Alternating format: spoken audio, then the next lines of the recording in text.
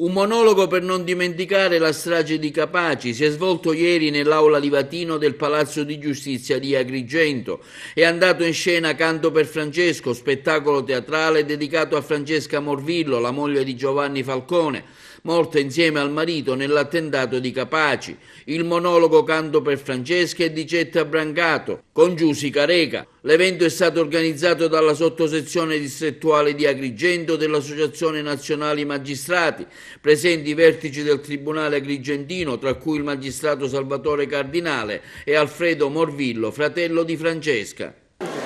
Oggi è una bella festa di antimafia. Stamattina i cittadini, gli studenti di Agrigento hanno fatto una bella passeggiata contro la mafia. Oggi abbiamo un momento di poesia in onore di Francesca Morvillo, donna, magistrato, medaglia d'oro al valor civile, grandissima collega, compagna fedele di Giovanni Falcone.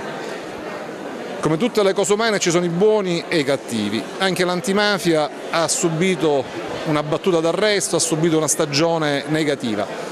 Ma il coraggio, la forza dei giovani che sono oggi presenti ci danno coraggio per andare avanti. Abbiamo organizzato questo evento all'interno delle aule del Palazzo di Giustizia perché ci è sembrato opportuno che anche la cittadinanza partecipasse alla celebrazione, alla commemorazione delle vittime della strage di Capaci e in particolare di Francesca Morvillo, a cui è dedicata la rappresentazione teatrale odierna. Siamo molto soddisfatti per la partecipazione di tanti giovani che costituiscono il futuro della nostra provincia e che ovviamente sono di grande conforto. La loro presenza è di grande conforto per noi.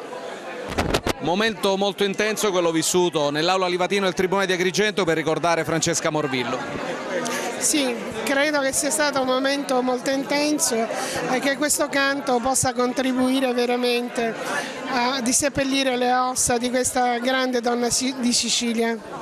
Deve indurre a riflettere e che queste persone che hanno sacrificato la vita lo sapevano che con la loro correttezza, con il loro impegno rischiavano grosso, ma non per modo di dire come oggi diciamo un po' tutti, coloro che ci siamo occupati, ci occupiamo di criminalità mafiosa eccetera. A quei tempi era un'altra storia.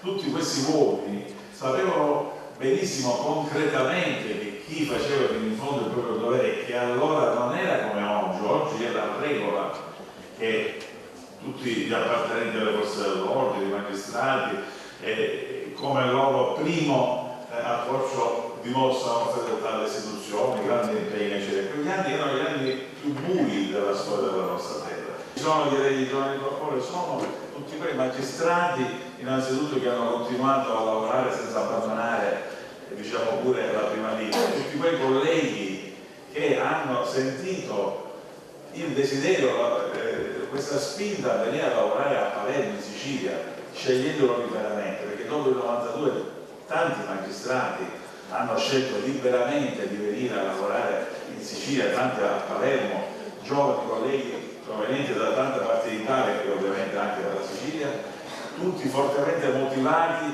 da voler dare un contributo a eliminare questo problema che sta alla base di tutte queste morti.